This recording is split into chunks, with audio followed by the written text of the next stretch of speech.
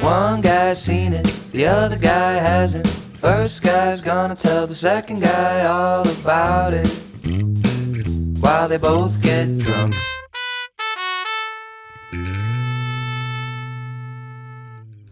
All right, welcome to yet another special episode of One Guy's Seen It, which is usually the podcast where one guy has seen the movie and the other guy's not seen the movie, and the two guys are going to get drunk and talk about the movie. That is not the case. We are continuing our special Band of Brothers series this week. We've got episodes 3 and 4 on the way. Sumner, you are my partner in crime on this podcast. Give me the skinny. How goes it? Everything goes good. We've been hanging out with some of Andy's medics at work, and they will remain nameless for the sake of this podcast, but they've been listening to our podcast recently and getting into the movies that we watched. Yeah. And so we got this one kid to watch Eraserhead the other day. Oh, no. And I think he really liked it. I think he was like, this is weird as fuck, but got him to... So he's been into old movies or movies that we've done on the podcast, and we went over and had a movie night with some people, and we showed them One Cut of the Dead and Ravenous. Oh, fuck yeah, dude. I almost want to go back and rewatch Ravenous. That movie changed my life. Yeah, and they were like, oh, now we got to go listen to the podcast. I'm like, oh, don't listen to Ravenous, just for my sake. It's oh, come on. What's your issue with Ravenous? Well, I'm still figuring out the format of it a bit, and I'm not as there's room to grow as time has gone on. Oh, just cause it was our first episode? Come on. Just from my end, I think you were pretty great on it. It's just because no. That episode is the most special one. It has the most plays. People love that episode. They love you, Sumner. Everyone loves you. Oh, shucks. Thanks, man. Quit your bullshit. Yeah. But it was they really enjoyed Ravenous, and I think they had a similar reaction to what you had to One Cut of the Dead, which was I wasn't in the room when you watched One Cut of the Dead, but being in the room with people that don't know where that movie is going was like the first 30 minutes were very awkward. Yeah, I can imagine. Wait, how many people? Like 3 other than Andy and I. Nice. So but what was the reaction when shit turned? They were like, "Oh, okay." They were still like in that mode of like, I don't know how this movie could redeem itself after that bullshit. But I think they ended up enjoying it. But yeah, just the awkward moments in the room where they were like, "This is a great movie. Good pick, guys." Yeah, good pick, Sumner. We still love you. And afterwards, they were we had a couple drinks, and they were really into doing IVs because I think one of them had to work the next day. They're gonna be so pissed if they hear this podcast because they told me not to say this. But oh no! But they were like, "Hey, let's do an IV," and it's like they were trying to show me how to do an IV, so they like had the IV ready, and I'd never stuck anybody with a needle in my life, so I was terrified, and I had no idea what I was doing. And I'm terrified just thinking about it. Yeah, so it's like you put the little tourniquet on the top part of the arm, like near the shoulder, and you feel around for the vein, and then you try and stick them. But I was so terrified that I got like through the skin, and I was like, I can't do this. So they helped me out, and then dug one in there. Then they gave me an IV, and I'd been drinking all day, and then I woke up and I felt amazing. So it was. Whoa! It was Wait! Back up. So they showed you how to do an IV, and you put an IV on one of them? Yeah, I got like skin deep, I think, but they were like, "Hey, do you want an IV?" I'm like, "Yeah, I've been drinking all day. I could probably use one." So they hooked me up with one as well. Dude, that's fucking awesome. But yeah, perks of hanging out with nurses. I fucking yeah, major perks. I hate needles. I could fucking never. I would rather be disemboweled by a katana than dude, needles freak me the fuck out, man. I don't know what it is. No, I'm with you. I usually don't like needles, but I felt in good company. But my veins are really hard to find, so I had to do some push-ups on the ground to kind of get it to come out a bit. But they tourniqueted me up, but yeah, like when they like So they did a thing where it's like they're trying to get the fluid to go in as fast as possible, so they hold the bag and then just kind of crunch it up a little bit so it goes in quicker. Whoa, nurse stuff. Yeah, and my whole arm was freezing. So it was Holy fun. shit. I highly recommend Wait. IVs. They cure all hangovers. Yeah, man. I remember the first time I heard about those those services in Vegas that you could pay for, where like a limo will pull up to your hotel at any time of the night or morning or whatever, and you just get into a limo and they pump you up full of IVs, and then you're just back in business. Dude, It's like $1,000 or something. It's a pretty good service. Yeah, and it's funny too. Like they just had the guy whose house we were at. He just had bags of the stuff. So it's like probably like $5 for an IV bag. If you can find someone That's that awesome. can do it for you.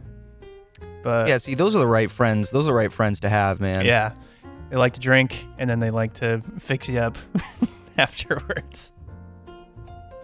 That's fucking awesome. Are these the same friends that were playing D&D the other day that you Oh, guys yeah. got to go to? Yeah, and they're really into Baldur's Gate, so I was talking to them about that too. So Nice. yeah, good week. Had a good week. Dude, and the more you play, the more questions you have, the more incredibly passionate conversations you will have with them. I'm so excited. I think I'm gonna join their D&D campaign soon. Really? Yeah. I'm feeling a little more confident. One of the guys gave me a book, so I've been reading a little bit about D&D stuff. But I mean, it's probably not as complicated as reading a textbook about it. But it's yeah, I think I could do it.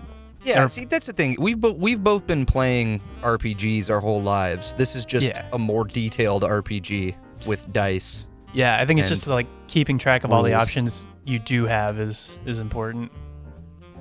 Mhm. And not getting stuck And in like the I same think that's moves. what's so cool. Yeah, that's what's so cool about Baldur's Gate is you're getting to be in the world of D&D, but all the difficult, annoying stuff is being done for you. Yeah. Like Yeah, the dice are being rolled for you. The game is being dungeon mastered by a robot. Like you don't got to worry about shit. Yeah. And it's just very relaxing until you get into a fight. Yeah, what I'm loving about Baldur's Gate so much is it is relaxing in that way that it's a thinking game. Like you don't like combat encounters. You could consider them high octane, but you could just take your time. When it's your turn, you could just leave your. If you like want to, sit back and think for an hour about how to win this, you could just set the controller down. Like it's the most low octane. It's Type of combat. perfect. It's the perfect game for this point in our lives. Okay, where we're getting old, our reflexes are shot. My shoulder hurts. My shoulder hurts. Yeah, Cramping. I got diarrhea. I like what you said. It's more like a chess game, and I was like, when you said that, I was really intrigued by that. Yes. It's a thinking man's problem game, is- It is a thinking man's game. It just you can get to a point very easily where Kaylee and I are at right now, where it becomes how to save as efficiently as possible in a video game. Because That's one thing I did notice is like this. You have to use your saves very carefully because it doesn't autosave like every other game. Like every corner you turn, it saves for you. Yeah, and it's almost more of a thing at this point because they just updated it a couple days ago, I think, and added a quick save feature. Like you can just hit like the in-game menu and then hit X or something, and it'll just quick save, and that's really nice because, if you really want control over your story, you have to save fucking constantly. Yeah. Like.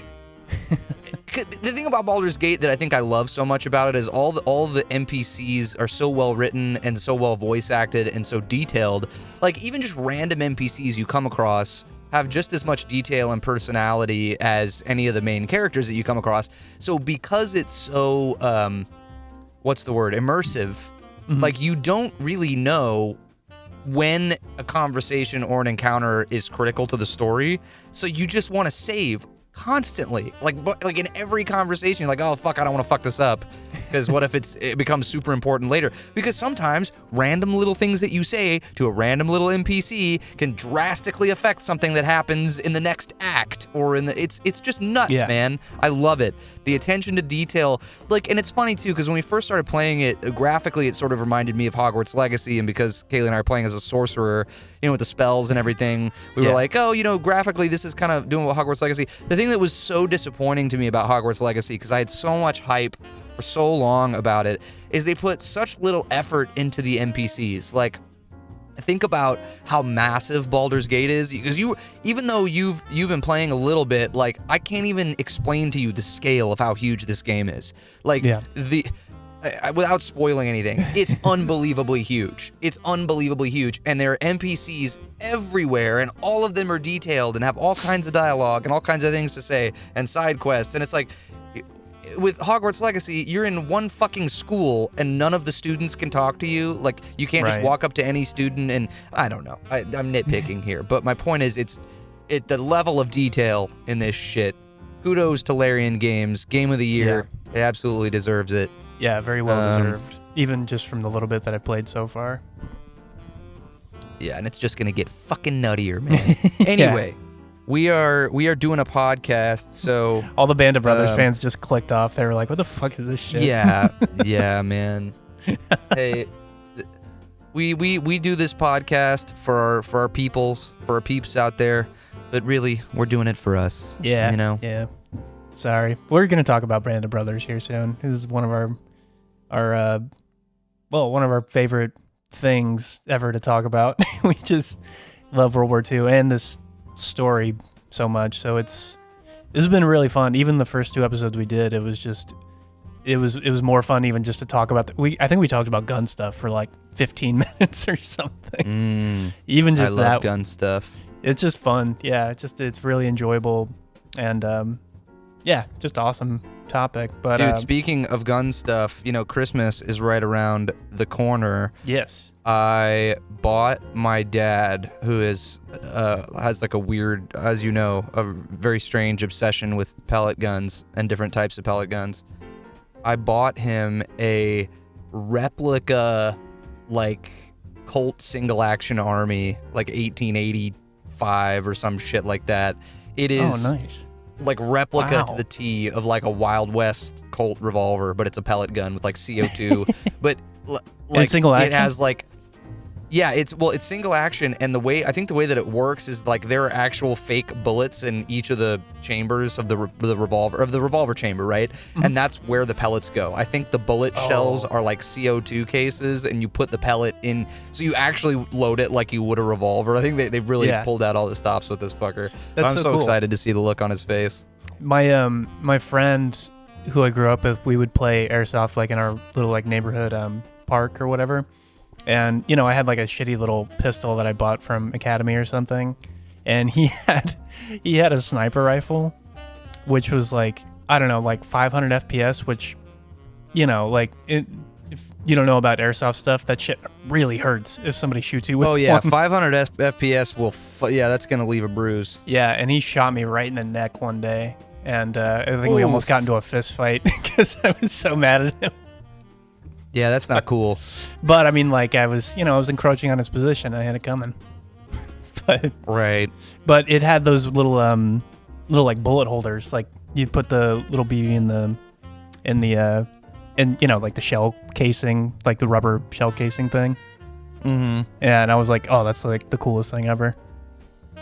Yeah, see, I always cheaped out. I mean, I had like a pump shotgun, and I had a couple of pistols, and then I had an MP5 that was battery powered. Yeah, me too. Like, I had like an AK. Double A's. Nice. Oh yeah. See, the saddest thing is, like, even with a full set of new batteries, it really would only fire at full power for like 10-15 minutes. Yeah. And do you remember how sad it would be when the batteries would start to die? Because they'd be like, do do do do do do do do do, and the airsoft, the pellets just start rolling out. Yeah, it was like the worst. And the worst thing with those guns too is, like, if you ran out of battery, there wasn't like an action feature where you could like pull back the spring or anything like that. You were just fucked. Yeah, I can't believe that, because I remember like having so many airsoft wars with my friends before anybody thought about buying the biodegradable pellets. Yeah, like, I can't imagine how many fucking plastic BBs are all over the world just sitting there, eventually going to end up in our water supply. Yeah, just billions of BBs. But anyway, Band of Brothers. We're doing episodes 3 and 4 today, right? Is there anything you want to talk about before we get into these bad boys? Yeah, this is one interesting thing. I was looking at the IMDb a little bit before, and I was like, I didn't realize that this was. So I mean, the episode names are Karen Tandem Replacements. This is 3 and 4, but the series premiered with the first 2 episodes, which we watched last week, and so the the date that those aired was September 9th, 2001. So holy shit balls. So the next episode aired Sunday, September 16th, 2001. So this is post 9/11. This was the next episode that people saw. Yeah, I'm sure viewership was down a bit that week. Probably. But this is a really great episode, though. It takes place after D-Day +1. So they've taken Normandy, and then now they're getting further into Normandy. I don't know where Normandy is, but closer to France, I'm guessing. Yeah, Normandy's in France. Man, one of my dreams is I just got my passport like a year ago. One of the first places I want to go is Omaha Beach. I just want to put my feet on the sand, like because I got a couple friends who have been, and they say it's a fucking intense experience. Yeah, and we live in Japan too, and I really want to visit Iwo Jima, and then oh gosh, where are we gonna live before? What was the name of the place? It's one of the biggest battles. Oh, Okinawa. Okinawa, Jesus Christ. Yeah. Yeah, Okinawa, which we were gonna live at before, and then we got rerouted to northern Japan, so we're all the way at the top. But we have a friend living in Okinawa, and I really want to visit all the. I don't even know if there's World War II memorial stuff though, honestly. So there's gotta be. I hope so. There's gotta be. Japan kind of likes to. You know what's. Put that under the rug a little bit. So I don't know if that's. Yeah. Not. Yeah, I'm curious too because my dad and I just went and saw Godzilla -1. I don't know if you've seen it or heard any of the buzz about it. Yeah, a bunch of the guys from Andy's work wanted to get together and go see it, but. Dude, I don't want to spoil anything. It is so fantastic. Yeah. It is everything I have wanted a Godzilla movie to be since I was a kid.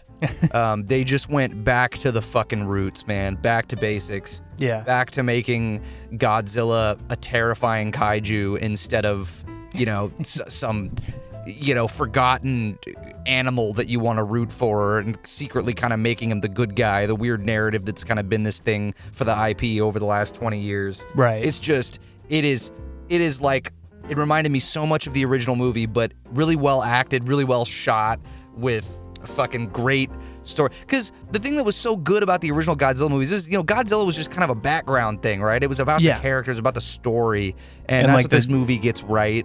And like the doomsday of it all, kind of. Yeah, and it's going back to its roots, and it's taking place in like immediately post World War II Japan, and that's awesome. Like dude, and there's the main character is like a kamikaze pilot right before Okinawa, and it's just, dude, you would fucking love it. You will fucking love it. You have to go see it. I'm really excited to see it because it's dubbed in the U.S., right? Because I think it's yeah. Because I think that was. I guess it won't be. Can they do that? Maybe at the theaters on base for you guys. They got rid of the ones on base. They I guess not enough people were going or something, but so we looked at it, and I think we were gonna go, and then we weren't sure that we could get one with English subtitles. So we might have to wait a little while before we can get one with English subtitles.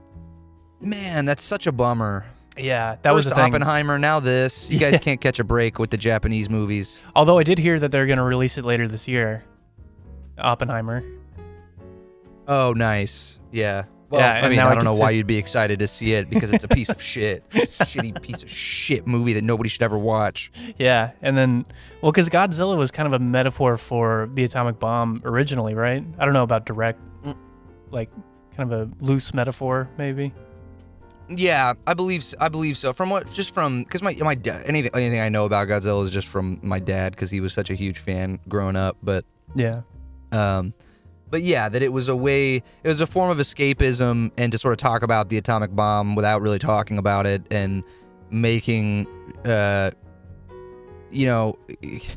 kind of making this hero at a time when Japan sort of needed a hero like that, or making a creature. I've read stuff that he sort of represents the U.S. in some ways, and in some ways represents I'm sure there's a lot of people that have interpreted it a lot of ways. Yeah, big indestructible superpower kind of thing. Yeah, raining down fire with atomic power, raining down atomic fire. Yeah, yeah, yeah. Some pretty obvious parallels. But anyway, just cool that I've been, because we kind of went to go see it on a whim right after I had finished watching that new World War II on the Front Lines series on Netflix. Yeah. I'm a couple episodes in. It's been awesome. I love it. Nice. Yeah, I really liked it. It sucks because there's so many of these battles that we know a lot about that I wish they would go into more detail about, but that's not the point of the It's just really trying to do a brief overview with cool new footage. And yeah, because I think if you wanted to get like technical, I think Stalingrad could be its own standalone episode because the amount of shit. Yeah, they really brush over Stalingrad. But there's another I can't remember the name of it.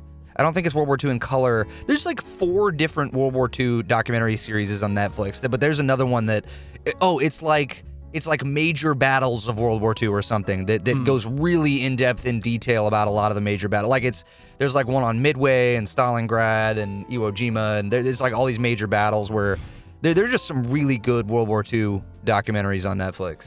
Documentary series. But anyway, I've been between that and Godzilla. I've been all into and Band of Brothers with you. I've been nothing but World War II for the past 2 weeks. Yeah.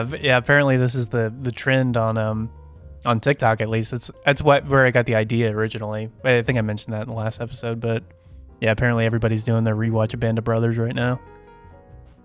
Yeah. Funny how just something ending up on Netflix can give it a cultural moment. Yeah, and that was the thing too with that new World War II one, because I've seen the World War II in color and stuff, and I was like, yeah, I've seen all this footage before, but when you gave me that recommendation with all this new footage, I was really excited, and I haven't been disappointed so far. So it's really cool. This is also a trailer for going to watch that show as well.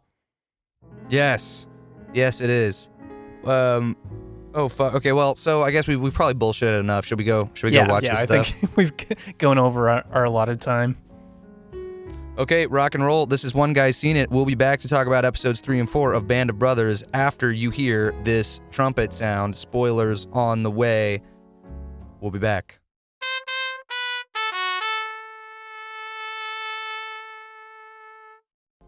All right, we are back with One Guy's Seen It, our special Band of Brothers. I don't even know what you call it. Our special series. Yeah. Episodes 3 and 4, which I think is really when this show starts kind of hitting its stride. I'm excited to talk about these. Yeah. Yeah. Oh. You got more? No, go ahead. You kick things off. No, this is when, I agree. It's when things start getting more action ramped up and there's more, like, you're in the conflict. Whereas I think the beginning is more about the characters and building them up and, like, their relationships. And even in, like, the second episode, Day of Days, is more about the, dealing with the conflict itself and, like, wrapping your head around the invasion of D-Day and, like, the concept of war and what it's going to mean in the show and all that stuff. But this is like, you're in it, like, you're with the guys and you're not, like, it's, you're in the thick of it, and it's you're in the shit. You're deep in the shit now. Yeah. So and honestly, like, when I was going back and thinking about the episodes, I was like, okay, we got to get through 3 and 4.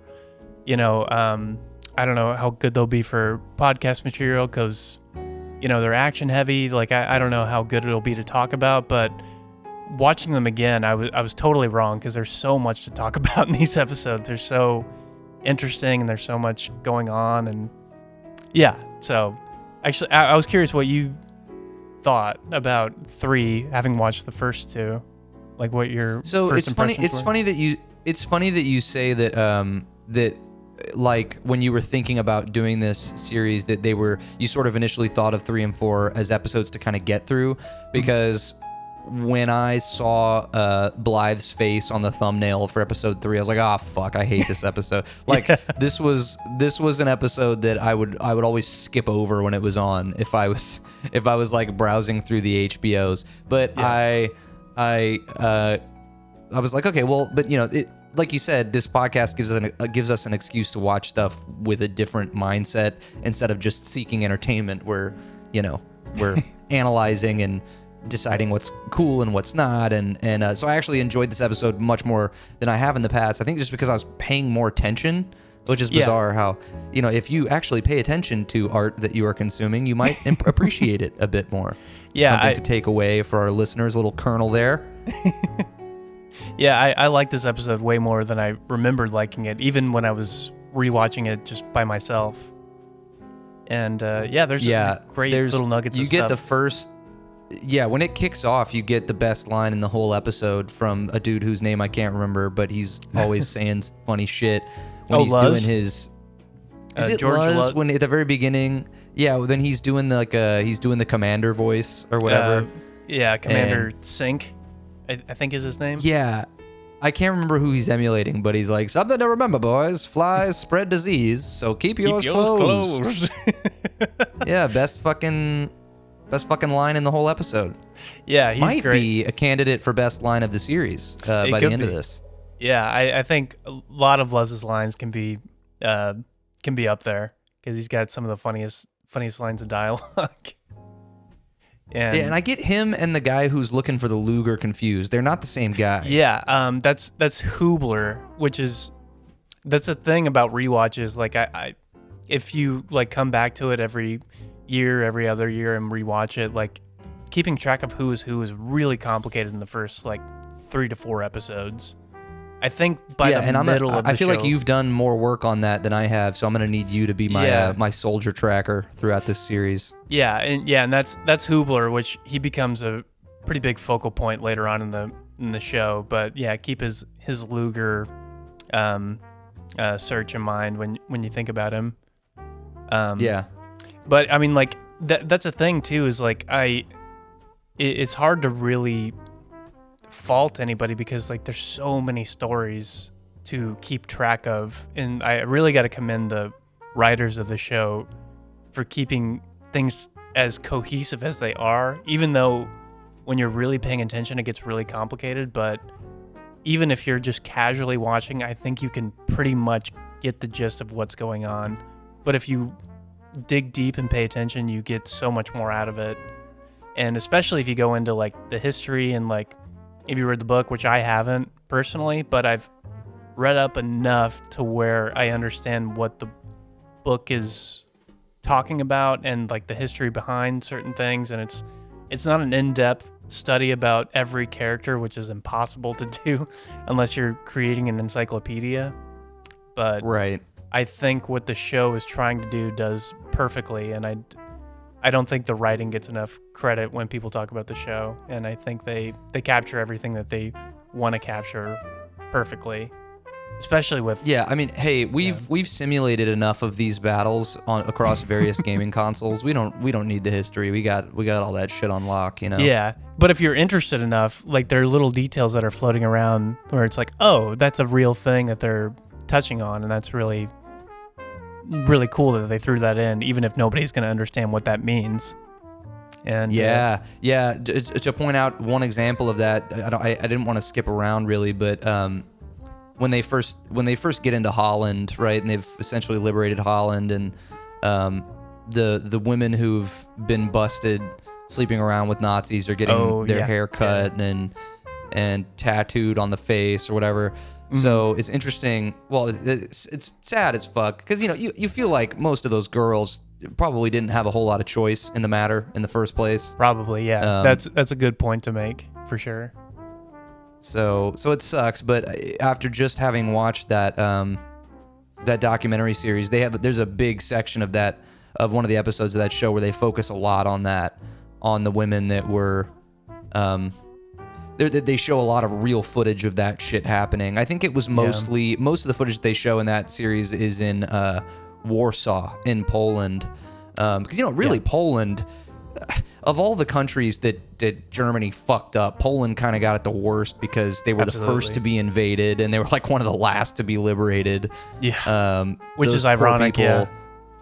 Yeah, I mean, those poor people went through the fucking shit, and they resisted. So they resisted the whole time, and like I'm really interested. I'm hoping that there's literature out there. I'm sure there is specifically about the Polish resistance and all the shit that they went through, because they basically rose up and got crushed, rose up and got crushed, rose up and got crushed over and over and over again for like 5 years. Yeah. Like just in Poland was an epic war going on in and of itself. But anyway, I digress. That most of the footage in that documentary series is women. So it's just proof that this shit was happening all over. That, and I think a lot of when the Americans or the British would come into a place and kind of liberate it, then all the people who'd been colluding would get punished by the local town. It's just, it sucks. Yeah, no, and that's true. And I think a lot of that history gets truncated in the show. It's like, I'm not sure if that was going on in Holland specifically, but that could be a reference to what was going on in Poland at the same time. Yeah, you know what very I mean? True. Yeah. Because I was kind of just making the assumption that shit was happening everywhere. Yeah, and it probably was too. And like, I won't say it's not, because I don't know entirely for sure, but that's one of those things with these shows you kind of have to take with a grain of salt. Like, it's like, was that actually happening there, or was that just commenting on things that were happening everywhere else and just giving you a full view of the war, which is not really the fault of the convenience of getting it into the episode. Yeah, but also giving you a full picture and making every episode as interesting as it can be, and giving you real history at the same time, which I think has value. Totally. I don't think it's playing everything for complete historical accuracy through makes for the most interesting show at the end of the day. I think those little liberties are, justified for sure. Even if I don't even know. 500 different documentary series for that, Yeah, absolutely. So, yeah, and that's an interesting part of the episode. And I love his Holland resistance fighter guy. He's like, oh, they're lucky, that we killed the male conspirators. It's like, in that moment, you're like, it's tough but fair. I get it. I get what you're talking about. Yeah, tough but fair. I mean, because these, I highly doubt that most of the German soldiers were taking the local men to bed with them. It's different. If the men were being shot for colluding with the military and like giving people up, that's a little different than the women that are essentially becoming sex slaves for the Nazis. I don't think the punishment should be the same. Yeah, no, it's a complicated history, but like you get it too, because it's like I think it's less to do with like punishing them for their crimes more than it is discouraging other people from doing the same things. Like, you know what I mean? Right. Like, it's like making an example out of them for everybody else in the town and the area. Yeah, it's a rough history. It's not an easy who's right and who's wrong kind of thing. Yeah, but I didn't mean to move on to the sad stuff so quickly. This is really the first this is the first major urban combat we get of the war in Carrington, and man, it's a testament to you get so, at least every time that I've watched this show, you get so into it and it's so immersive that you kind of forget during battles that you're watching a show. And it was cool this time to really think about that and just how well it was shot and how chaotic the shoot must be every time they have a battle like this. Like, it's so cool. Yeah, and all the different effects going on, and the amount of actors and the costumes, and it was a time before CGI was really used to the lengths that it's used now. So everybody you see in the shot is really there and really doing that, and most of it's practical, and like maybe a little bit of CGI thrown in here and there, but never to the point where you would notice. So I think it's fair to say that most of it is actually happening in camera, which is really impressive. Yeah, it just makes it all feel way more real. Yeah, for an HBO show, like HBO had really gotten off, like, I don't know, they started doing The Sopranos like a couple years earlier. So they were still doing their original content really new. And like they were really ahead of their time in terms of original content, making it cinematic like this. So this was a huge leap forward for, I don't know, stream or, you know, just an independent company creating their own original content for their, you know, thing and making it as good as it is. You know, yeah, you know, an example I think of how important because I mean it's a similar thing, right? With Saving Private Ryan. I think why this show and Saving Private Ryan are considered just the best adaptations of cinematic adaptations of the war. I think it's because of all those practical effects making everything so real. Like I just saw Hacksaw Ridge for the first time. I think like a year ago. And it's like that movie is so over the top graphic and the CGI is so over the top. It felt so, and I think it's because Band of Brothers and Saving Private Ryan ruined me. It just felt so fake and digital. But anyway. No, I agree, because there are bits, especially, and I think you and I both talked about this after we saw it, was I think our biggest gripe was when I can't even remember the character's name, but he picks up like the severed half of the body and uses him as a human shield as he's walking through battle. Oh, yeah, it's so fucking, just ridiculous. Well, it's just, it's like, it's almost to the point of being offensive. And I think it is a little offensive. Like, that's insane. Agreed. I agree. And wholeheartedly. It makes it into like a weird action movie kind of thing. And it's, and I wrote this down at a certain point because I was curious what you would think about this, because there was a French director from the 50s, and he basically made this claim that, you know, nobody can make a war movie without making war look appealing to a certain extent. This guy named Francois Truffaut, who did some big, really famous French movies, but he was basically saying the medium of cinema is not the correct way to present war, because there's no way that it would not turn into propaganda at some point with, you know, with narrative structures and making people like, you know, having to like, you know, certain characters in a movie. And he basically had made that claim, and a lot of people point to Saving Private Ryan as being the antithesis to that. It makes war look very unappealing and barbaric and, you know, brutal, and it's just impossible to wrap your head around. And right. So I was curious, is like, because there are moments in Band of Brothers where it does seem appealing, the brotherhood aspect of it, but the war itself doesn't look appealing. Like, it's like... Right. I think the guy has a point, but also I think it's a function of partially a function of the time period that he's talking about making movies, right? Yes. Because I think that's part of it. But I think he does have a point in that you can't... you know, obviously you're never... It's like, it must be a really fine line, right? Like, you can't truly convey the horror of war in any kind of 2-hour cinematic experience, because like people wouldn't want to sit through it. Like, war is so awful. But I think that these shows like Saving Private Ryan and Band of Brothers depict it as accurately as you possibly could. In an entertaining kind of way. Yeah, in an entertaining way, but I think it's palatable because of the pacing of it.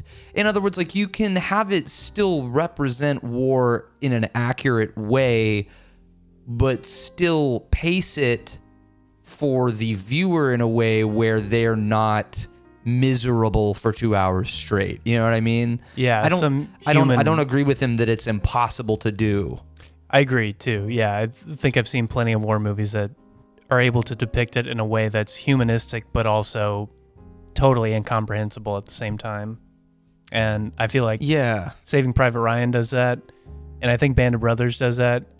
And there are certain moments where but that's the thing with the show is like you're taken through the mindset of these guys and trying to understand their mindset and their brotherhood. It's like the camaraderie is like undeniably like you want that in your life, like having that connection with other people, but the circumstances are so horrible and so random. You can't really ever think that that's appealing on any level. So yeah, I don't know. And that's I'm sure there are guys who've been. No, it is 100%, and I feel like there are guys who've been through the shit who would say, well, there is beauty and horror in war, right? Like it's a balance. Like I'm sure all these guys I'm sure guys that were in this shit that watch this show see the brotherhood and the camaraderie scenes, and they're like, yeah, like that's how it was. Like we were really that close, and we remain that close. And I would imagine that they think that that's an important part of their story to portray. So yeah, absolutely. Fuck that French guy. Yeah, he can suck it. Yeah, no, I agree, and I think he was coming from what Hollywood was doing to war movies at the time. So I think he was making a grand statement without realizing the full power. But I mean, like, yeah, it was a different time, completely different time. Different time. Didn't age well. I think I appreciate the point he was making, but he ended up being wrong. But anyway. Yeah, but I got to give props to Spielberg, because I was just thinking about Spielberg the whole time, because there was really no other director up until then that even really dared to do what he did, and he had the time and the funds and the talent to make Saving Private Ryan what it was, and to make sure that people understood very clearly what his vision was. And I don't think any person can watch that movie without thinking like, yeah, war is so awful and so horrible, and just his effect on this TV show is very apparent. And when I was watching the Carrington scenes, I was just thinking about the Rommel scenes at the end of Saving Private Ryan. That like the parallels to that are really powerful, I guess. Yeah, for sure. It's so funny that you say that you couldn't get the Rommel stuff out of your head while you were watching some of these fights. They felt that way to me too. And there was a scene, I don't know, I think it was in Carrington. It might have been in the 4th episode when they see the Tiger tank that's kind of hidden, and we'll get to that. But yeah, it's in the 4th episode. Yeah, that's episode 4. But it just, the only thing I could think the whole time was Panzer Shreks, 2 of them, Tiger tanks, 2 of them. Just the scene where they like in Saving Private Ryan, where they send what's his fucking name with the BAR, Ryben. They send him off in the little motorcycle to go scout ahead. No need, Sarge. I was born lucky. I was born lucky. Yeah. And he's like making hand signals, and Tom Hanks is like receiving the signals or whatever, and he's like, Panzer Shreks, 2 of them, Tiger tanks, 2 of them, 50 men. It just, for some reason, I couldn't get that line out of my head, but it's like you said, it's just Spielberg's impact on this is so obvious, and it's done so well. Yeah. But I guess we should talk about Blythe's situation. He's kind of the star here of, and I guess episode 3 is really about, they started with the interviews of the guys, but there's really a focus on fear. And because really in the first 2 episodes, I'm not saying that the guys looked invincible, but you almost, at the beginning of episode 3, it feels invincible. Almost every conflict outside of, the beach landings that they don't really show in this series had gone pretty well. For Utah, for sure. Now where they had been located. Right. Yeah, and it's because of what they had done that made that beach landing. Yeah, we talked about that in the last episode, but I guess you really see for the first time battles that are starting to get more complicated, and the fear really set in, and the effect that it had on guys, and you get. I don't know why Blythe bugs me. I know I don't know if it's just the actor or what, because I was like, the whole time I was watching this episode, I was like, he's not doing anything particularly offensive. Like, there's nothing about him necessarily that I don't like, and his reactions to everything are totally reasonable. I just like, I think I just didn't care enough about his character to like want the whole episode to be focused on him, and I still kind of feel that way. I agree, honestly. I think focusing on him specifically makes his story a little less impactful, but which is weird. There's no reason for me to feel that way. Like, his story was the story of so many guys, right? Yeah, and like his story is pretty like, it's pretty standard. Like, that's like the relatively like normal experience. Like, all the other guys are kind of outliers.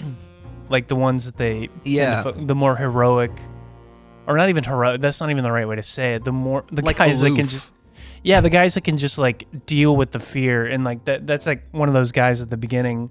He's like, I had fear, but I could think at the same time. Like one of those. I want to know who that guy is, because I remember, of all the people that get interviewed, I remember him more vividly of anybody else. I wonder which one of these guys he was in real life. Yeah, the guy with the gap tooth. Yeah, with the gap tooth and like the big jaw and like he's just got a really interesting I'm trying face. to figure out, I don't know, because he mentioned one of the characters, Smithy or I know who you're talking about. Shifty. Can't remember his fucking Shifty name. Powers. Shifty. Yeah. So he mentions Shifty, and I was like, oh yeah, I forgot that these guys are some of the same real dudes, and I was like, I wonder which dude he is. Yeah. And that's one of the clever things that the show does, is that they don't reveal who the guys are until the final episode. And like, that's cool. Yeah, I'm looking forward to that again. It gives you like a sense of tension, but it's like, who are these guys? Like, where do they fit into the story? Like, and it's really clever. I like that they did that. Yeah, but with Blythe, you get this really objectively kind of a cool sort of singular story that really makes the whole conflict more personal for the first time, I feel like, with his sort of arc of getting over the fear. And for the record, kudos to Captain Winters, because I was thinking about being Winters in that situation, because this is his first battle, right, where they kind of take Carentan relatively easily. I mean, when they first get in there, like, oh man, there was I forgot about. It made an impact on me this time, and I don't remember it previously, but the sniper, when they kind of first get into town, there's like a sniper that takes a couple of guys out one after the other, and I was like, God damn. Yeah. What a horribly like jarring situation to be in. Like, you just, like, it was like if I watch you get shot in the face, like, man. Like 10 feet in front of me, I would be stiff. I would not know what to do in that scenario. Yeah, the fear that you must feel in urban combat like that, where every window is a potential point of fire. Like, every fucking window is a potential sniper. You have no idea where to look. You have to poke your head out to look for flashes. You have to, just completely terrifying. Yeah. I mean, granted, like, hedgerow fighting is not a lot better. You hear so much about the hedgerows of Normandy, like the way that the agriculture was set up is what made it so difficult for the Americans to advance, right? And these shitty Sherman tanks that couldn't get over them when it got muddy. But really, like, it really was trench warfare, like just with trees everywhere and like fields. It was a lot of the same type of shit that was going on, 20 years earlier, just in a much prettier place with flowers, and it's just a lot of open area, like where you could get fucked up really easily, even if you think it's safe. Yeah, but there's something to be said about like warfare where, you and all your buddies are in a trench and you can see the trench across the way, and you're just, that's what's going on. Whereas you're walking into a town, you have no idea where anybody is. Everybody gets split up really easily. You're taking fire from all sides. It's just a fucking nightmare. That's why I can't imagine what, because, obviously every conflict that the U.S. has been in since Vietnam has been mostly urban warfare, right? Yeah. Just a nightmare. I mean, on top of like modern warfare, on top of all the biological weapons you have to deal with now, and the fact that, not that war has ever been fought fair, really, right? But but back in the 40s, and with these Western armies, right? Like there was, I'm not gonna say there was honor among enemies, but there were, you hear the stories of like ceasefires that would happen at Christmas, and like, there's respect for the fellow man a little bit in certain situations, whereas I feel like in modern wars in the Middle East, you're fighting an enemy that doesn't give a fuck about the rules of warfare, doesn't respect you at all, or themselves, or their own people, are willing to sacrifice their own people like it's nothing, and it's like that type of warfare is so much worse. No, I agree. Than what these guys were going through, but anyway, I'm rambling. No, and I think that was a really important thing that I noticed too, is like the European front, and I'm not saying that any form of warfare is better than another, like they're all equally awful. Course.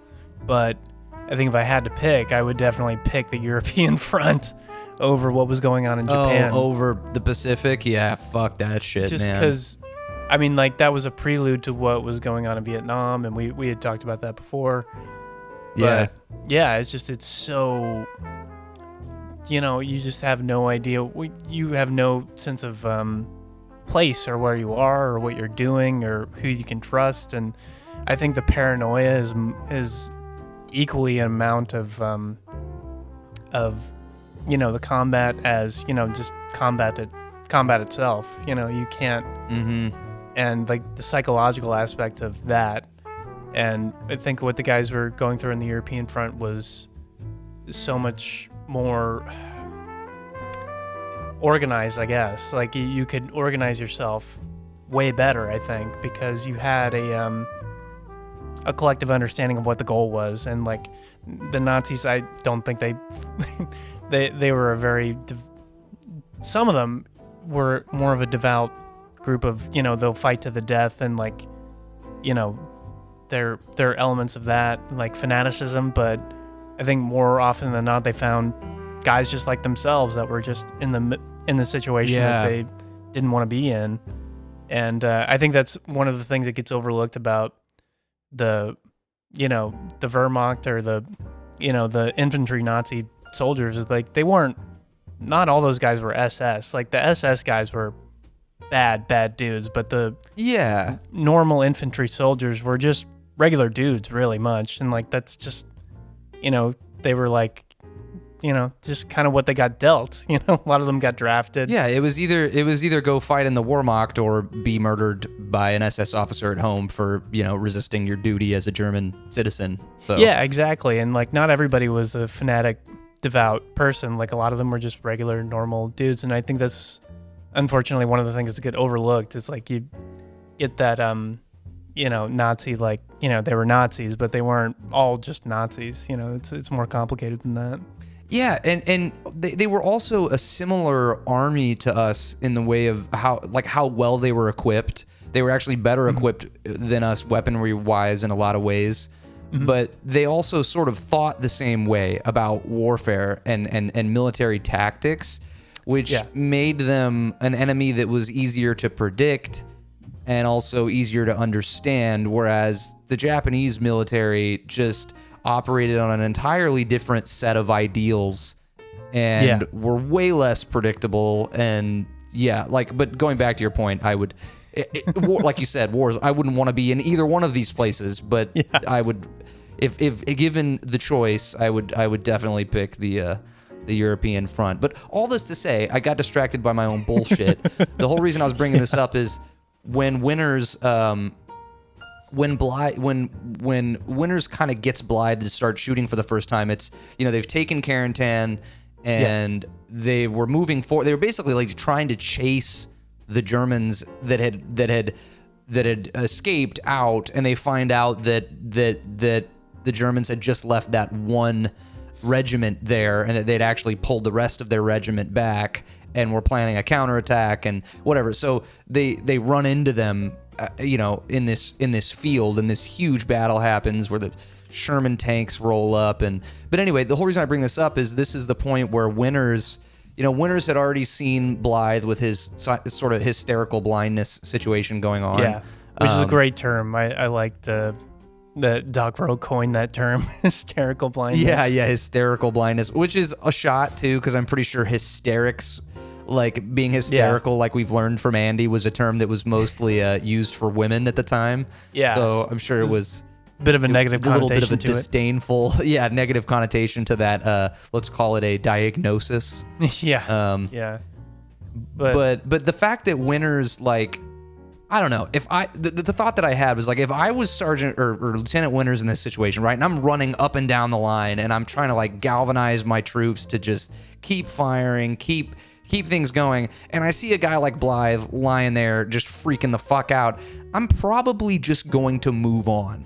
Like, okay, right. This guy's shell shocked. He's not doing anything. I'm gonna try to help, but he fucking inspires him and gets him up. And I don't know if that really happened. I'm assuming it did. There was such a focus on it. I think it did. I think several of the focal, like, crazy, I mean, quote unquote crazy things that he does, like, tend to be pretty accurate. Like, Winters was a really fascinating dude. Like, there was just something about him that just commanded respect and honor, and like he's such a interesting person. Like, everything I read about him, I'm like more and more impressed about who he was as a person. Oh yeah, he wasn't a Mormon. What was he again? Mennonite. Or a Quaker. He's a Mennonite. Yeah, interesting. Which is like kind of a subsect Amish, of right? Amish. Yeah. That's so crazy, man. Yeah, and he's just like every interview I see with him, he's just so fascinating. The way he talks is so eloquent and intelligent. And he's just and yeah, I don't know. He's just a great dude. Everything I've read about him, I've never heard a bad thing about him. Yeah, pretty fucking cool. Well, we get a little bit of the legend of Lieutenant Spears grows which a is bit. one of my favorite characters in the entire show. He's so great. Yeah, riff on him. So what's I forget sort of how his character arc ends up, but at this point, there's this legend about him growing. Nobody really knows what happened. So what are your thoughts on that whole deal? Yeah, so I've read up a lot about Spears, and so I know him where he ends up in the show and like how things end up, which I won't spoil now, but so like the whole legend about him building up in the company is that he had executed a lot of POWs on D-Day, and he had given them cigarettes first and then just shot them down point blank, and nobody knows if it was 5 or 40. Like, everybody is just riffing on like how evil this dude is, and there's a part of him that won't correct it because he's just like, he wants to keep that that intimidation factor and his commanding style. And I gotta give the actor props, because there's something about the way that dude looks at people in the show that he captures so perfectly. He'll look at somebody and it looks like he's got that 1,000-yard stare. Whatever he does, he's able to replicate that look perfectly, because he just looks into you. He's just looking right through you. Yeah, and like even through the camera, like, which is, I've never seen a war movie where somebody had done that before. Like, and still to this day, I can't pinpoint a look like that. But he'll look at an actor, and I'm like, oh, I'm seeing death in that guy's eyes. Like, I can really feel it. Like, and he captures that perfectly. And I was so fascinated by this guy. I was just like, I had to look him up on IMDb. I was like, what else has this guy done? I'm like, he was like on the road to like being an Oscar contender, in my opinion. And I looked him up. You know what that guy's claim to fame was? Oh no. Gossip Girl. No fucking way. He was on 120 episodes of Gossip Girl. Holy shit. Well, hey, at least he got paid, Yeah, no, absolutely. Yeah. No, not dogging him for that at all, but he really didn't do that much. Like, he had been in, I think you might be in love with him. No, I'm not saying that at all. Maybe a little bit. I don't know. I think Sumner, I think you might be in love with this guy. What's his name? Matthew Settle. He's a good-looking dude, even with the death in his eyes. You trying to make me gay? Is this what you're trying to do? I don't know, man. I just call the dog kettle black. No, That's the expression, right? Trying to call the dog kettle black. What's the expression? Trying to call the kettle black? I call him like I see him, the pot trying to call the kettle black. The dog is in the barn. So anyways, continue. What, are you homophobic? You got a problem with that? No, I just, if you're in love, I need you to be clear about your intentions with this man, because there are no intentions. No, anyway, okay, continue. So that's all he really did was Gossip Girl for 100 million episodes? Yeah. Well, that's what I looked up on. I mean, like, he had done other stuff, obviously, but he, like, quit acting in 2017 or something like that. Or not quit, but he hasn't done anything for 6 years or something like that.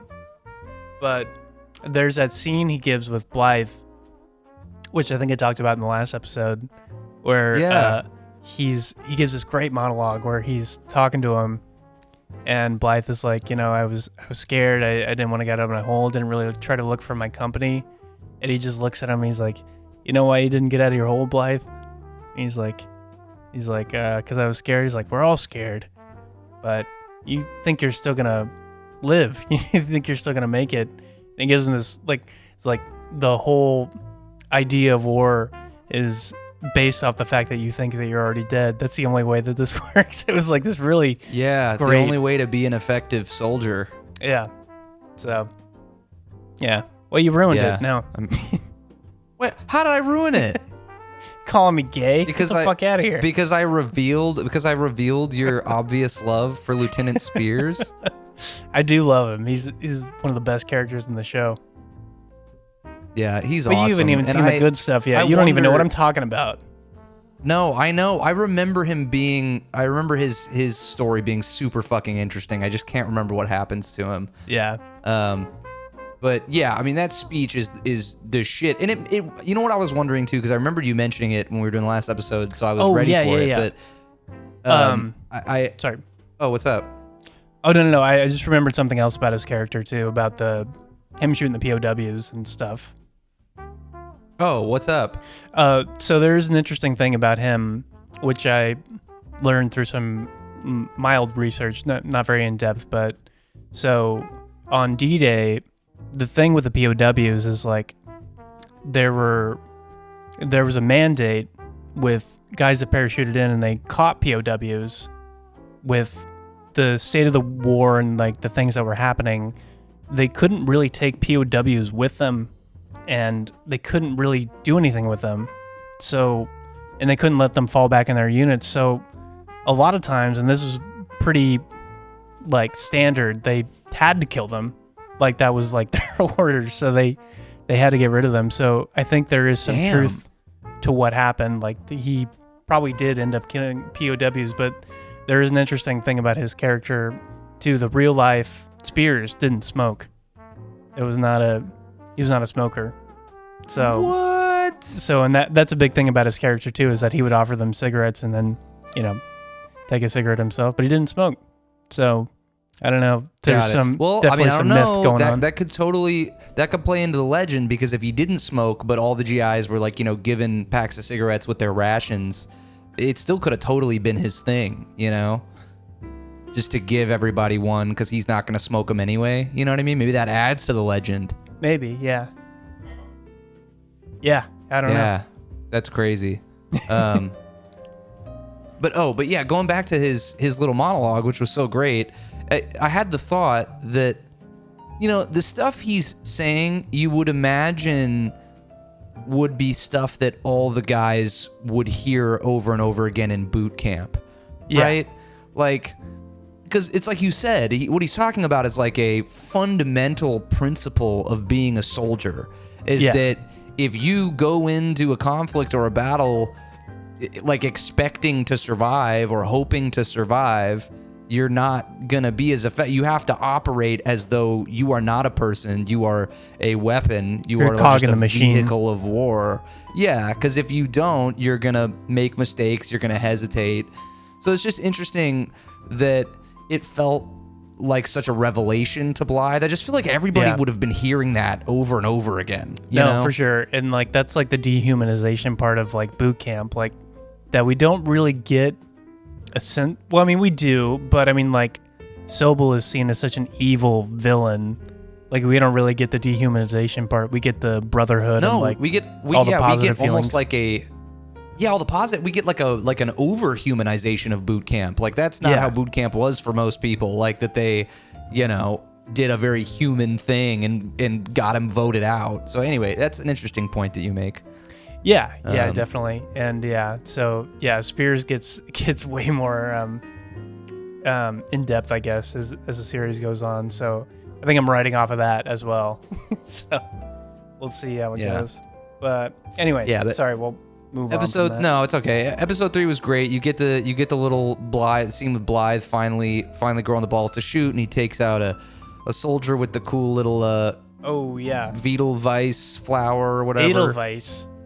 Edelweiss. So that's an interesting thing too, from a historical perspective. That's those guys in the German paratroopers those guys were paratroopers. They weren't like infantry soldiers. So guys that were the Edelweiss were paratroopers, and the guys that would be on the ground that they were fighting wouldn't be paratroopers. That's like an interesting historical thing. But I mean, for terms I never of the really show, heard much about Nazi paratroopers. Yeah, I think it was a small subsect of the army, and I don't know the full historical thing. It's just something I heard, but I thought was interesting that they added in there, but it was not entirely historically accurate. Well, I feel emotionally robbed. Oh, you're gonna feel more emotionally robbed when I tell you this next thing. Oh God. Okay, we still in episode 3 here? Yeah, we're still in episode 3. This is the last thing I'll talk about, but this was the most shocking thing I had read about or heard about the show. So the Blythe character, at the end of the show, famously, he is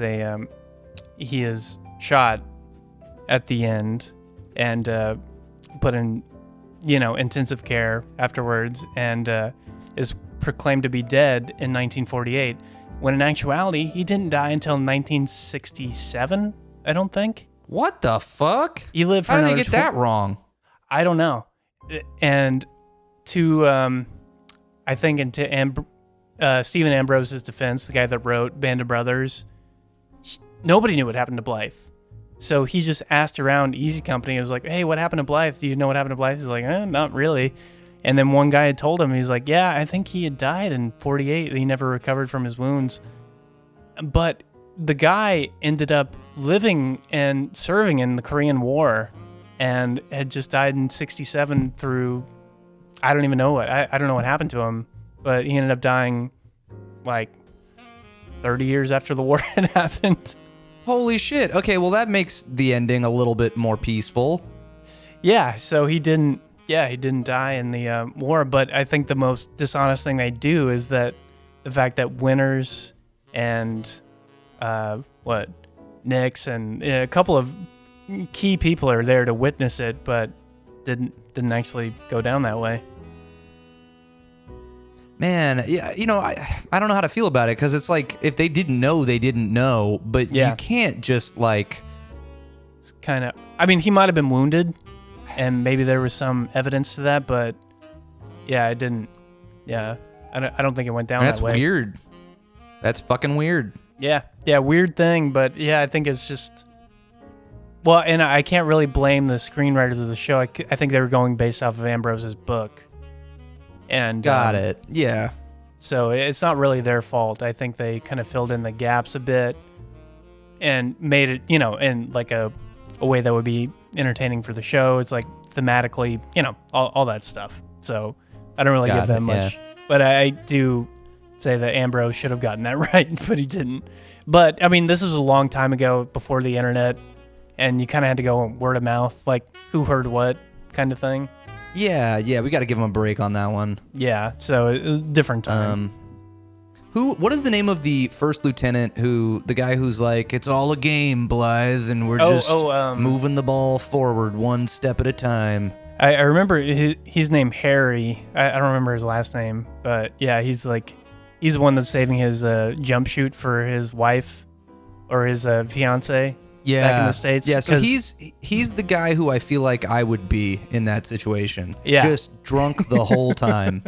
Oh yeah, and he gives Blythe a little monologue too in the whole. He's like, "It's all game, Blythe. Just move the goalpost one move at a time." Yeah. Yeah, I love me a football reference in anything, but I remember thinking, like, he's probably my favorite character in the show so far. I don't really even know why. I just love that he's in like he's in a position of authority. He's a first lieutenant. Like he's managing a lot of guys, and he's just getting shit faced and like, it's all a game. I'm just like, yeah, that would be me. I love him. Yeah, I don't know how long he's gonna last with that strategy, but I won't say anything. Much respect. Yeah, please don't ruin anything for me. No, I love him too, because even he's like, because he doesn't judge Blythe either. That's one of the things I like about him. He's like, what happened at the aid station today, and he's trying to like reason with him a bit, like trying to be like, it's all a game, like, don't take it so seriously, even though it's like the most serious thing you could be involved in. Like it's just life and death. Yeah, he's just trying to calm his nerves, the way a drunk man would. Right. Yeah. It's just, he's a great character. Yeah. Episode 3 is great. You get some great Carentan battle scenes. The Blythe story is meh for me, so I'm excited to move past it. Episode 4 is awesome. Yeah, I did like Blythe's character more on this rewatch than I had in the past. Like, the actor playing him, I did appreciate what he had to do, because he had to portray a guy that was shell-shocked and a group of guys that weren't shell-shocked at all. And he had to portray that convincingly, and the hysterical blindness scene is like, I think in the context of all the other guys that are like dying and like, are not having any problems that you're seeing, it like can come off as off-putting, but I think the guy that played him did a really good job. The actor was great. Yeah. But I think in the context of what's going on as a whole, it seems out of place almost. You know what I mean? Like, so, yeah, I don't know. But I mean, in episode 4, we get the return of the tube of toothpaste. Oh, yes. We get David Schwimmer, who comes back in a more commanding, presence, which is weird because he has no authority over them at all anymore. Right. He's a supply officer, if I remember correctly. S4, supply officer. What do you think you're doing, Malarkey? You think you could get away with it? Taking my you just motorcycle? Thought you could get away with it?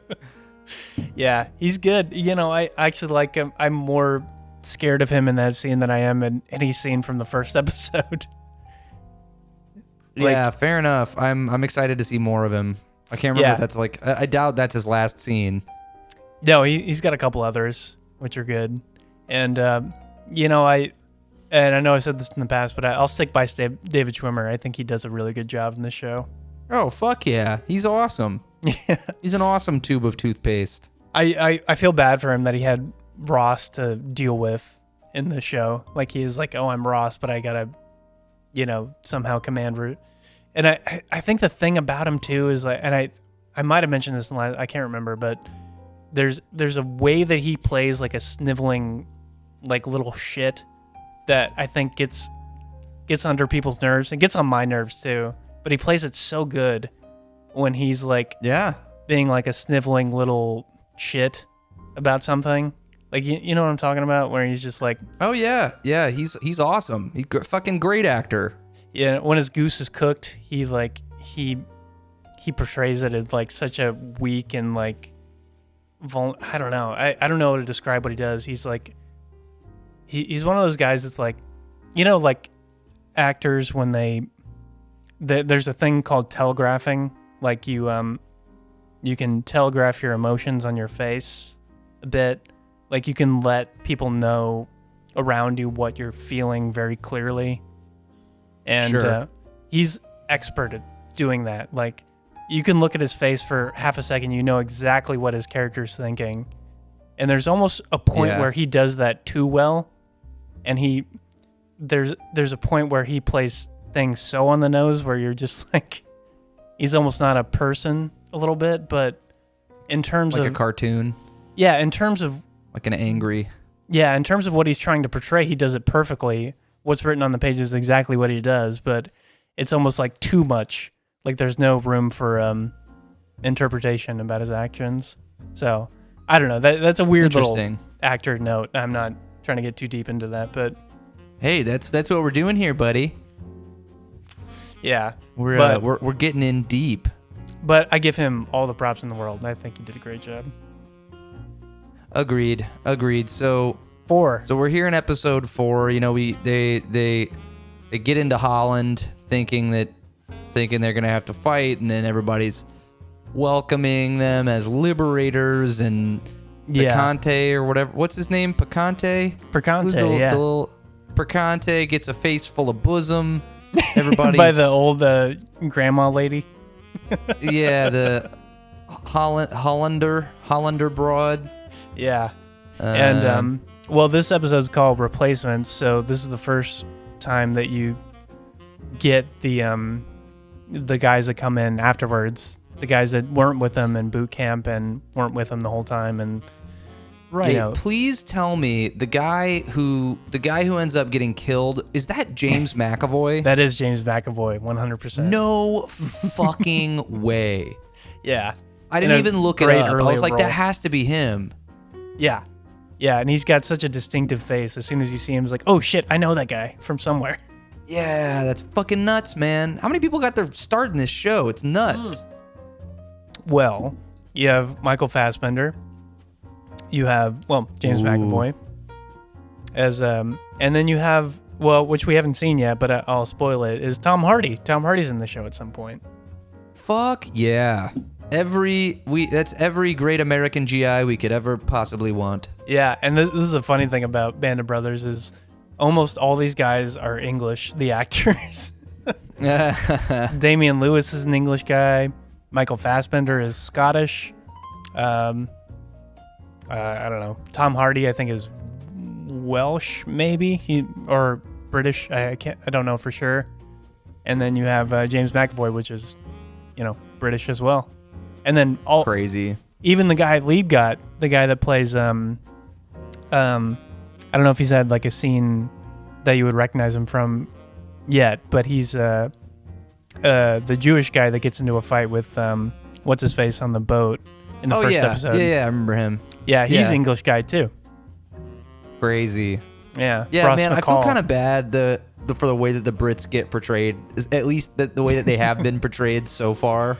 Because like you've got, in this episode, you really get the one tank commander, the Sherman tank commander, who's a total dumbass and gets blown up, and then at the end of the episode, you get, which I'm not sure is entirely historically accurate from what I've heard. Oh, that those Sherman commanders were British, or that happened? No, that they're British, but that that they like didn't heed their advice at all.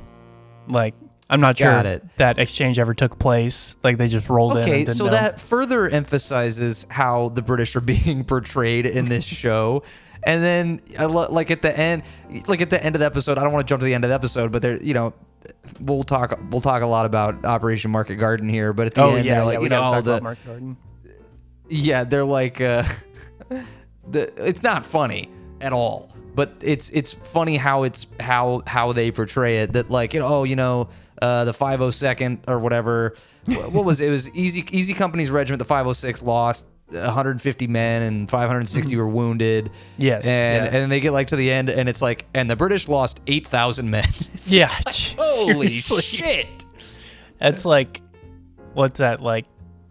That's like 6 9/11s back to back to back. Yeah, I mean, what were they doing, man? What? Yeah.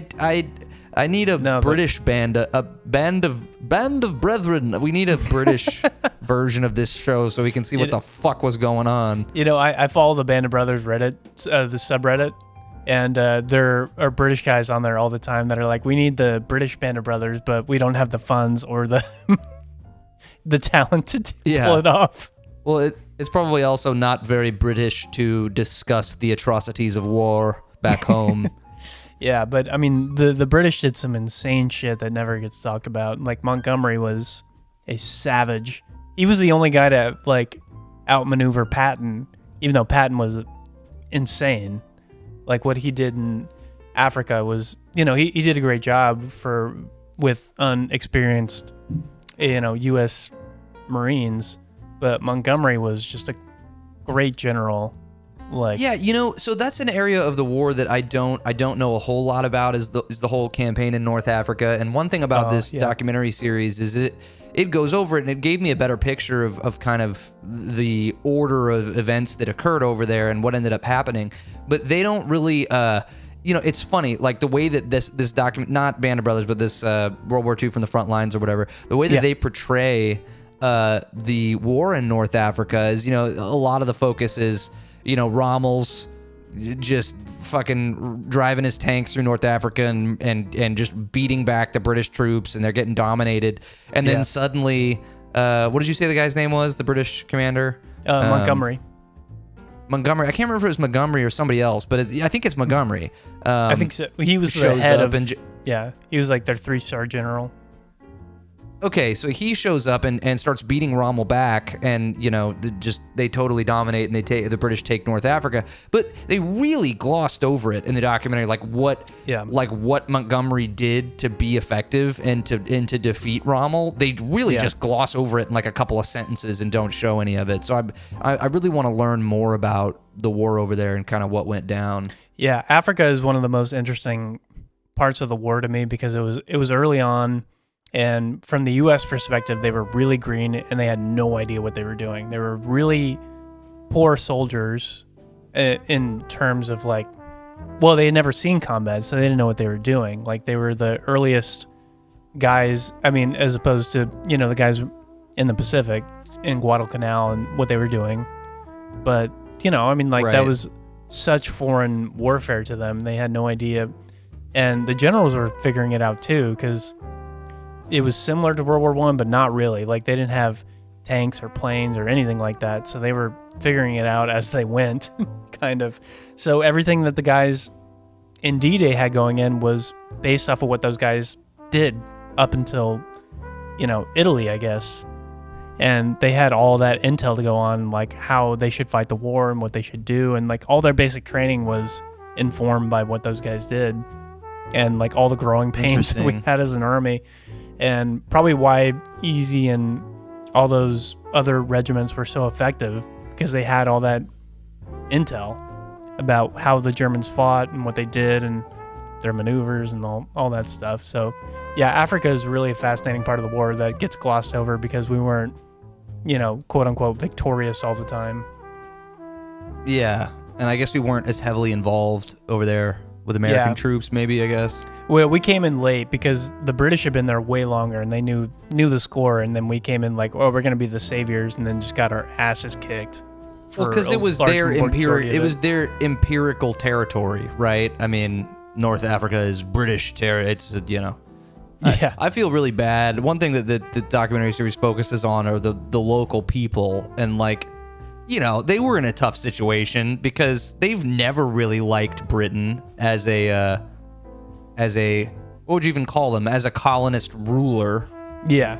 And then the Nazis show up, and they don't like the Nazis either because the Nazis are killing them and treating. And so you feel bad for the local people because you got two Western armies that both think of you as lower than dogs fighting over territory that you don't even want them to have. Yeah. And then, yeah, it's a shitty... The war is so stupid. Yeah.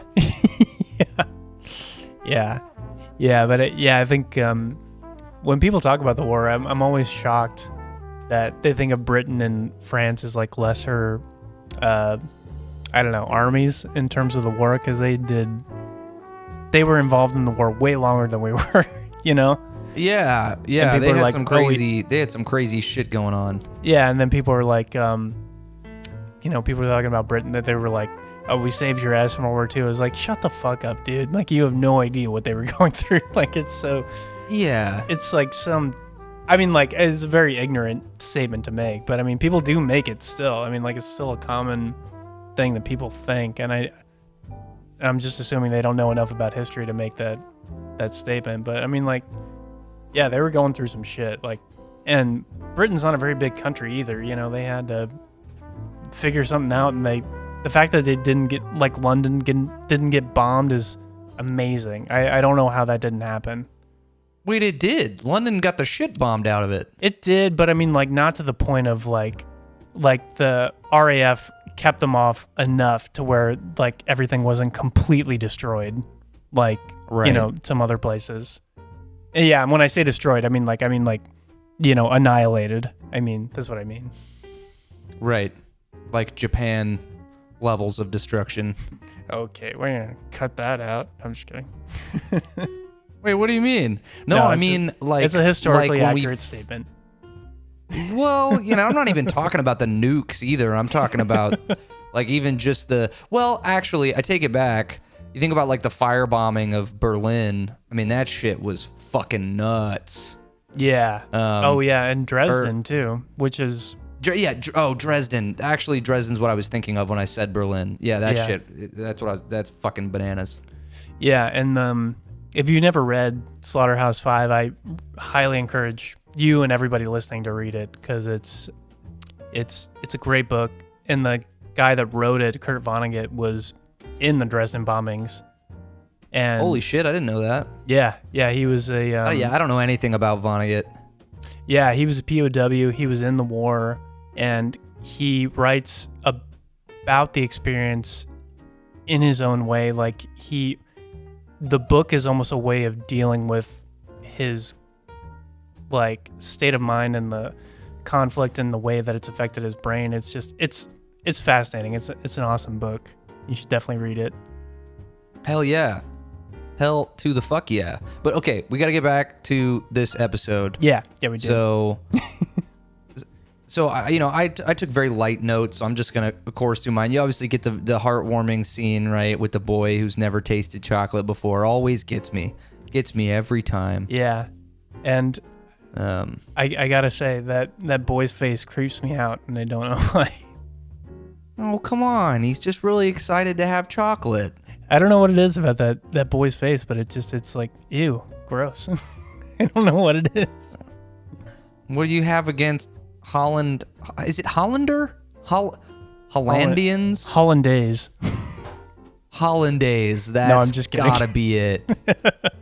Like hollandaise sauce. Yeah, that actually sounds really good. I could totally go for some eggs Benedict right now.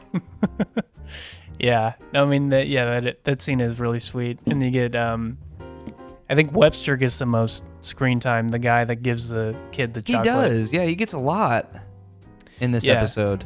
Because he's and I couldn't tell, he's not a replacement, is he? No, he was in a different not company, but he was like in a different like subsect of Easy, so he was a bit of an outsider, but he's an interesting guy because he volunteered for the war while he was at Harvard, so he's a really smart dude, but he didn't get drafted or anything like that. He signed up voluntarily and just wanted to experience all the war had to offer. And he wrote a book. He was the first one of Easy Company to write a book. And he's just... wow. Yeah, really fast. And he died randomly in the 60s. He took a boat out and just never came back. Like, that was the way he died. What the fuck? Yeah, nobody knows what happened to him. But, yeah, really interesting dude. Yeah, crazy. Well, I guess we get Operation Market Garden here, the absolute disaster that it was. Oh, I did want to talk about the first scene where they're all in the they're all drinking beers and talking and oh yeah. And then Buck is playing darts with them, and he's swindling the new guys with his left hand. He's like, "Oh, I can't shoot tonight." He's like, "Oh, you want to bet money on it?" And he's like, It's like, oh, should you be shooting with your right hand? And then he starts shooting with his right hand and gets a bullseye. Got him. Damn replacements. Yeah, and then and then Are you outside? No, Andy's making some coffee right now. Oh, that sounded like a car door opening. I was like, are you carrying your mic and your computer with you? I was like about to be really impressed. I'm on the move, yeah. Hi, Andy. Andy's on her way to work right now. Everybody say hi to Andy. Hi. She's smiling. Although she doesn't want me to acknowledge her existence, right? She's on her way to save lives while we talk about Band of Brothers. Band of Brothers. Yeah. Oh yeah, but that whole scene with Garnier talking to the replacements and like giving them shit for a bit. Yeah. And telling them, and just riding Bull Randleman, which is one of my favorite characters in the entire series. He's also got the coolest and name. I don't remember like what his backstory is, like where he's from. I can't remember. I don't know if it's ever touched upon early on, but he just seems like the kind of guy they would call Texas. You know what I mean? Yeah, Bull Randleman, like that's a fucking name. Yeah, he's a fucking bull, man. Yeah, but yeah, they're all like laughing, like they're like riding on Bull. He's like, yeah, he's a fucking hayseed, and then all the new guys start laughing, and he's like, what the fuck are you laughing at? Kind of thing. They give Fucking him shit. replacements. Yeah. But, and then, what's his face? Cobb comes up, one of the guys that's like a dick to them. And he's like, he's giving them shit about their citation that they have on their, I don't know, jacket or something. Yeah. And he's like, oh, it's a company citation for what the regiment did in Normandy. He's like, oh, you weren't there. And like gives them shit for no reason. Mm-hmm. And then Bull's like, oh, shit, Cobb, you weren't even there yourself. Yeah, got him. Yeah, which that guy is interesting too. Typical hazing, it's all just a fraternity. It's all just a big frat. Yeah, and that's the thing about the company too, is like there's a lot of fraternity kind of stuff that they do. Like they're just, they're very cliquey. They're like a tight-knit group, and like any outsiders are, they don't trust them right away. You got to kind of earn their respect, kind of thing. Yeah, but to the guy at the beginning's point, like you totally get it. Like the odds that these guys are gonna live with the complete lack of experience that they have are probably pretty low. And it's like you don't want to get to know them if you've just been watching them get mowed down. There's no reason to waste those emotional resources. No, and I get that completely too. It's like it's like a defense mechanism. Like you don't want to, you don't want anything slowing you down emotionally. You've already got so much to deal with. Yeah, but we got to get to this battle because I got so much to talk about. Yes. So, well, we talk about there's Market Garden real quick about what a disaster it was. Yeah, go ahead. Yeah, just about. Well, I mean, like from D-Day being as big of a success as it was, Market Garden was such a like a backtrack in terms of military strategy. They were dead set on this idea of like, we're going to end the war by Christmas. It's like, it's an inevitability. We're just going to steamroll these guys and it's going to be really easy battle. And then Market Garden, it was like another D-Day level offensive. It was even bigger, I think, in terms of scope. Yeah, it was massive. Yeah. And so they got all these guys going out in the front lines. And I think I even wrote down too, it's like that they're doing a daytime airdrop, which I can't think of a worse time to do a airborne drop than daytime. But they're doing a daytime drop and no hiccups or anything like that. And and they just, in their experience, they make it through pretty unscathed until they get to the town. But yeah, Market Garden was such a huge military disaster. It set the war back 6 months at least. And really made the war last as long as it did. So right. And I guess there's a lot of things that go into it, right? It's like it's hubris, first of all, because you hadn't really failed up until that point, but then just the lack of patience, right? Like because the guys think they're gonna get a break. They just completed the first phase of the largest scale invasion in military history. They're fucking exhausted. They've been through all this horrible shit, and you tell them that they're gonna get leave in England. Oh no, by the way, sorry, you gotta. It's like I feel like there are all these things that made them less effective in combat. Like they're fucking exhausted. There's all these replacements that have never fought before. It's like just a bad combination of how the soldiers were feeling and what they were prepared to do at the time, and then also just poor, like, what we like to call meathead football strategy, which is, come on, just, let's just get in there and get it done without fucking really thinking about what you're doing. Yeah, and which was a big mistake, I think. But I mean, I think from their perspective, it was like, if we just steamroll them like, the Germans did, like we just blitzkrieg them, like we'll catch them off guard. Blitzkrieg the blitzkriegers. Yeah, catch them off guard like that. But they were, they were ready for it. They knew what to do, and they had the territory and they had the numbers, and they just, it was just a complete shit show in terms of military strategy, which is, like you have the high ground. Why waste that at that point? You have all the forces. Why not wait until everybody is ready for an invasion? Like you're gonna cripple them, like no chance. And like they probably could have ended the war by Christmas if they had really thought about it, and at least in Europe. But it's too, and this is a small part of it, but I've learned so much about the tanks on both sides and how effective they were, and it's something they haven't really touched on in this. I don't know if they will, because why would they have been talking about it at the time? But I've seen so much about how just generally ineffective Sherman tanks were, that they were just like, they were poorly armored, they were slow, they struggled with the terrain pretty regularly. And the Tiger tanks and Panzer tanks were just so much better engineered. They were so much faster. They could fire more efficiently. Their bombs were more destructive. It was just the Nazis had that edge in the armor, and that edge in their armored divisions, and that I think that was probably a huge edge. Just having that kind of armor entrenched in these towns, where the Germans are going to know their way around these towns better than anybody else. Like you're just you're walking into a death trap, and I guess you get a little bit of that in this first battle. This is really the first taste of defeat that these guys experience. And I had this thought when, I'm kind of skipping over some stuff you might want to talk about, but when they go in and they fight, and they go in and they fight, and they have to retreat, right? They get pushed out of this town, and the replacements, it's their first taste of combat. And it's like, really realistically, that whole fight probably lasted 10 minutes, right? Before they retreat and they get out of there.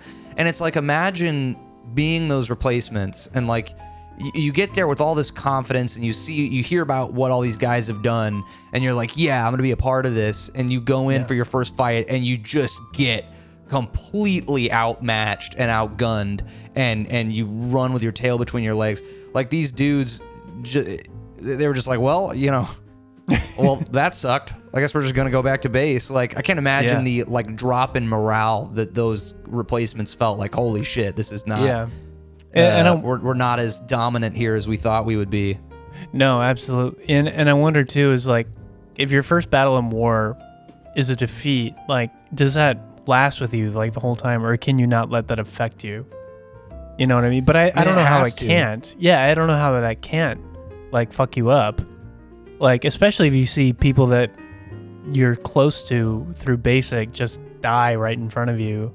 How that doesn't just, but like, maybe you get an instant respect for the enemy that will keep you alive longer.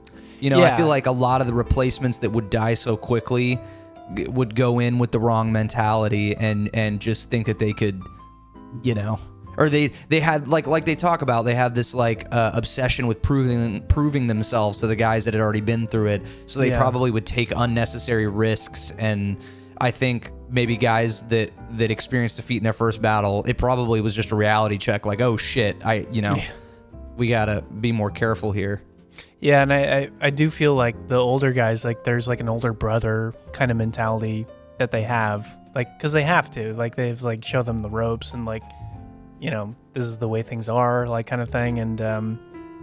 And to those guys, like I can't imagine the strain of seeing those guys that you've like mentored die in front of you, like and like watching your buddies die is one thing, like you kind of both went in with the same kind of thing, but somebody that you were trying to take care of and watch over and be a, you know, like walk them through the experiences, watching them die, I can't imagine that feeling of that experience. Like it's got to be, you know, life altering. I can't imagine that. Some fucked up shit. I have to point out a scene in that battle that really pissed me off, and I don't know why it pissed me off. Yeah. But there's this moment. Oh, there are a lot of moments, but there's this situation where there's like an MG42 nest on the roof of this building, and it's funny too because I had the first thought, like, how did nobody see these guys get up there? Like, how the fuck did these guys get up there? They've just been sitting there this whole time. Anyway, there's this scene where Buck tells a guy, he's like, rifle grenade. He like tells the guy to hit the MG42 with a rifle grenade, and they're like, I don't know, from the way that it was presented, it looked like they were maybe 100 yards away from this house. And this dude with this rifle grenade just like sticks it in the ground. He's like, dong. You know, he like doesn't even aim or anything. Just dong. And it's just like a perfect shot, like from across the entire village. Just wise out. And it was an awesome scene, like cinematically. It looked awesome. But I was just like, oh, come on. Like, I feel like realistically, I don't know how accurate you could really be with those rifle grenades. Maybe I'm ignorant, but I was just like, man, it probably would have taken a couple. It would have taken a couple. Yeah, and I think that's like part of the thing that gets truncated for time. Like you get like right, exactly, and I get that. It's fine. But yeah, I agree. I think that's one of the things in Saving Private Ryan you take for granted is like, because as much as I love Band of Brothers and I love everything that's done with the series, like the way that Spielberg creates those battle sequences and like everything is so intentional and everything is exactly the way that he wanted to present those things, and it's just the level of clarity in Saving Private Ryan is so apparent. Like I'm never lost in that movie. Like I know exactly what's going on in every scene, and maybe with a caveat, like I've seen that movie a bunch of times, so maybe that's why. Sure. But yeah, I don't know. Like you take the Spielberg directing for granted when you watch something like Band of Brothers, and there's in that sequence, like there are moments where I'm just completely lost and I'm like, I have no idea what's going on. Like it's so jumpy and so chaotic. Like I don't know who's who or who I'm supposed to be focusing on. And maybe that's intentional to portray what they were actually going through. No, maybe it is. Yeah, maybe that's just a difference in directing style, but you know, you get spoiled with that when you watch somebody that's just complete master of their craft and like editing and just I don't know, man. Because for the record, I didn't feel that way during the scene where they're taking the guns in the first episode or first or second episode. I didn't feel that way either. No, I agree. Yeah, I felt like I knew exactly what the fuck was going on the whole time. So part of me feels like this was just portraying the chaos of like walking into an urban environment and getting your asses kicked and having to retreat. It's just like, holy shit, it's coming from everywhere all at once. And that's true too. And I think if that's what they were going for, I feel like they almost should have gone like even more insane with that, like a little bit to create that sense of chaos. Like if that makes sense. Yeah. Like just go full out as opposed to kind of like digging your. But that's a problem with a show like this. Like you can't do that. Because you have so many stories to tell, and you have 10 episodes, but you have so little time to do that, like, realistically, with the amount of information you have to cram in. You do have enough time to talk about Buck getting one bullet and 4 holes in both of his ass cheeks. Yeah, that's true. What a the fucking show has man. a fascination with talking about people getting shot in the ass. And that's the thing that happened. A lot of easy companies, guys getting shot in the ass. Yeah, it's pretty awesome. I think there's an episode later on. I won't spoil, but he's like, they say it's an easy company tradition getting shot in the ass. Getting shot. That's pretty fucking awesome. I was hoping at some point they would address it because I was like, there's no way this didn't happen. Like, there's no way. Yeah, because I think Popeye got shot in the ass. The guy that goes AWOL and comes back and joins the company. Oh yeah, yeah. And Buck gets shot in the ass, and I think somebody else does too. But yeah, it's an Easy Company tradition. Wait, and we have to. I know we can talk about Randleman's whole situation, but I have to bitch about something, and this has always bugged me about this whole scene with Randleman. So okay. So he obviously, he ends up getting left behind because he and I don't understand. They mentioned toward the end of the episode how the lieutenant who, when they were first coming upon the town, that was walking out front and gets shot in the throat, right? And you see him when like Webster, or no, it's the replacements that are sort of right when they first get engaged as they're approaching the town and they're all in the ditches, right? Yeah. And Webster, or this lieutenant who's standing out there gets hit, and Webster's like slow-mo looking at him, and you see like the blood squirting out of his neck and shit. You're like, okay, that guy's gone. Like there's no chance he's gonna survive this. And you find out later that somehow he survives. But regardless, I guess Bull Randleman runs up there to try to help him, and then ends up kind of getting not necessarily shot off the road, but he ends up ending up in the ditch when everybody else is. Oh no! He gets past that. Yeah, they go into the town because never mind, because he that's scouts the first forward. part. Yeah, that's just the first part. Never mind, I'm tripping. Because they get into town, and then he scouts forward. He's like the first one that sees the Tiger tank hidden. Oh yeah, it's when the Tiger tank shoots the Sherman that he gets kind of launched off to the side, and he's like crawling and trying to get out of the way of the burning Sherman that's rolling toward him. Oh yeah, yeah. But anyway, the whole reason I bring this up is he ends up in this like sewer drain, right, where he's hiding, which is the perfect spot, honestly. Like, and I've thought this every time I've seen this episode, but like, I'm watching him in this sewer drain, and I'm like, dude, there's no reason to leave that drain. Like, if I was him, like, why would you leave the drain? It's the perfect cover. Nobody's looking for you there. Like, you can lay down and sleep. You've got shade. You've got, like... And there's this moment where he's, like, leaning into the sunlight and making himself way too visible, which made me mad. I would be much further back in that thing. I was going to say that. Yeah, that was a part that always bugs me, too, is, like, there are guys walking in full view, and he's just, like, out. Like, hey, what's going on out here? Like, that drives me insane. But... yeah, thank you. I'm glad I'm not alone there. But, like, then the very next scene, he's in this barn, and it's like, dude, why? Like, why would you move from an incredibly secure location? If your plan was just to wait it out until the Germans leave, why the fuck would you move into a barn that is more than likely going to get regularly searched? And it's anyway, sorry, that's my gripe. No, I agree. I think there should have been a scene with, like, guys snooping around to make it apparent why he left. Like, there should have been something. Because he's like at the edge of town. Like, he could have left and like rejoined the group really easily, unless he got like flushed out for some reason. Yeah, I'm nitpicking. I just feel like if he had the ability to get out of that drain and get into that barn without being seen, he probably could have just taken off. Yeah. But I'm seriously nitpicking here. It's anyway. Yeah. And I think the scene with him in the barn is probably the weakest part of the episode for me, just because. Really? Yeah, I mean, well, it's great. I mean, like, I love Bull and like his whole character thing, but there's a part where he's with the farmer and his daughter, and like they kind of help him like with the bullet in his back, and like they flush it out, and and then it builds really good tension with the German soldiers walking through and like, hey, what's going on over here? And then he has to like bayonet fight the guy. Is great. Like, it's shot really well. But I don't know. Yeah, I've always thought that to be like a weaker element of the episode. Did it just feel like too on the nose for you, or? Yeah, well, I always felt like that scene was to show like that part where he bayonets the guy and murders him violently.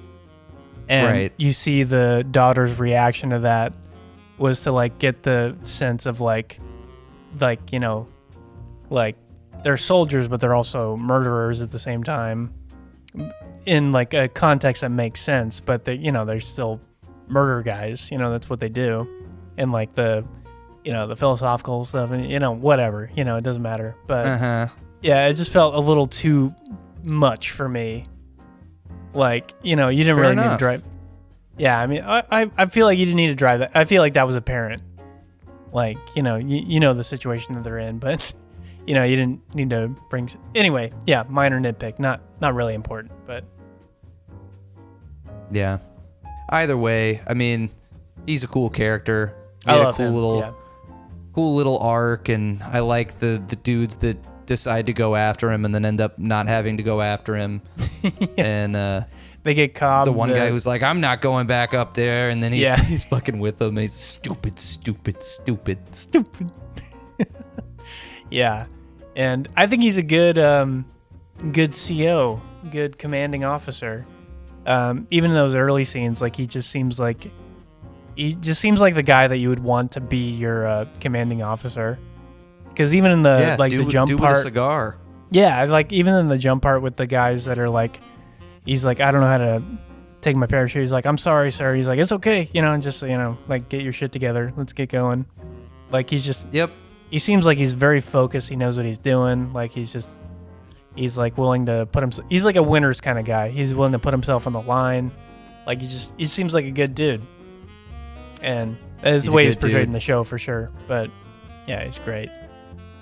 Yeah, I like we said, I mean, I feel like the show's starting to hit its stride, but I know it's just going to get way better from here, so I'm stoked for the next couple episodes. I'm so excited for 5 and 6 because I think those are my favorite episodes. Nice. We're not into Bastone yet, are we? That's later? Oh, it's going to happen soon. Maybe 6. All right, dude. Well, fucking this, doing a series on this show, I'm sure you got more points you want to talk about, but I'm just saying, doing a series on this show is one of the best ideas we've ever had. I'm having a blast with it. Yeah, me too. Yeah, we've crossed the threshold into like just talking endlessly about just stuff that we're interested in. Like, yeah, it's man. so fun. By the way, the British lost 8,000 men. Yeah, the British suffered way more losses in Market Garden than we did. Well, yeah, what were the stats at the end of that? I can't even remember. Oh, I wrote it down. Easy Company's regiment, the 506, lost 180 men and 560 were wounded. Of the entire 101st Airborne, 750 were killed and 2,100 were injured. And then at Arnhem, the British, just at Arnhem, at one place, I guess, the British 1st Airborne lost 8,000 men. Jesus Christ. So I'd like a bonus episode on Arnhem. Yeah, seriously. Yeah, crazy shit. Brothers, band of brothers. I do have one thing about the MG42 scene. Oh yeah, hit me. So there's a just like with the MG42, there's a thing where they're just shooting endlessly with the MG42, like constantly, like for over 15 seconds. I think I counted it. Where they were just shooting constantly. But the thing with the MG42 is like the rate of fire was so high.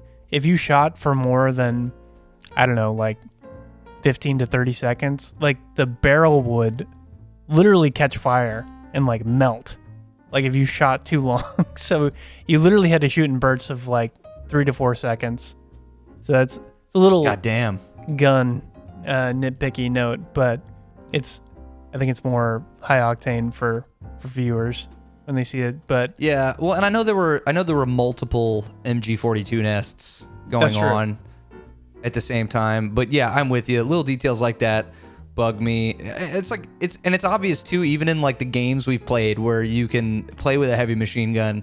The Browning 30 caliber is always a better option because and I feel like it was just because the rate of fire is more controllable. It had a better heating mechanism. The rate of fire on the MG42 had to be completely uncontrollable. I mean, even after 1 to 2 seconds, it's like you're like spitting fire out of the.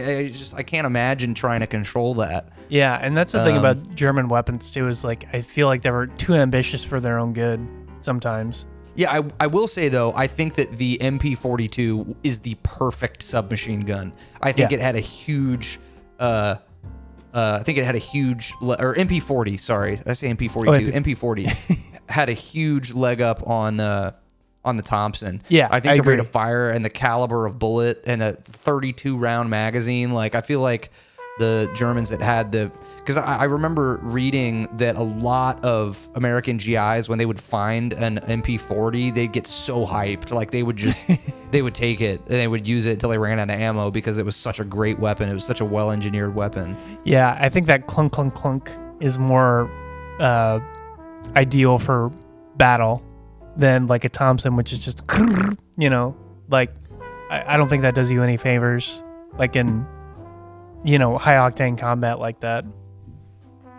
Well, because the thing that's great about the MP40 is you've got a high enough fire rate that it's good in close quarters. Like if you need to clear a room or you're in urban warfare, but the barrel was long enough and the fire rate was slow enough that if you wanted to use it in single fire at like medium range, like medium to long range, like you could really conserve ammunition and still be pretty accurate.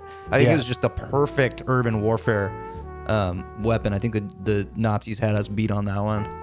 Yeah, and that's the thing about Nazi like engineering, like even with the Tigers, which is something I wanted to touch on too, is like the only reason that the Shermans beat Tiger tanks was the fact that they could manufacture more Sherman tanks. You could just throw more at them. Yeah. The fact that you could just make thousands of them, but the Tigers didn't have the gasoline available to run them, so there weren't that many of them out there. So when you came across one, you knew you were fucked. But I mean, they weren't in that high because the gasoline shortage was insane. I did a whole paper on this. When in did college. that? I remember you telling me, when did the gasoline shortages really start becoming an issue? Were they already an issue by this point in the war? I guess 44 Yeah, like is probably 1942, late 42, early 43 is a big issue. Oil shortage. Oh damn! So they were pretty severely handicapped by the time we got there. Yeah, I mean, they were making synthetic oil in like refineries, so that was like a big point of target for bombardiers. They would target their synthetic oil plants and just bomb the shit out of them. But that's why they crazy. That's why they tried to take Russia, because they had all that oil, and they tried to take this place called Maikop, in like this little Russian peninsula. And when they lost that part, the war was pretty much over in like mid 43, I think. So it was just just a matter of time.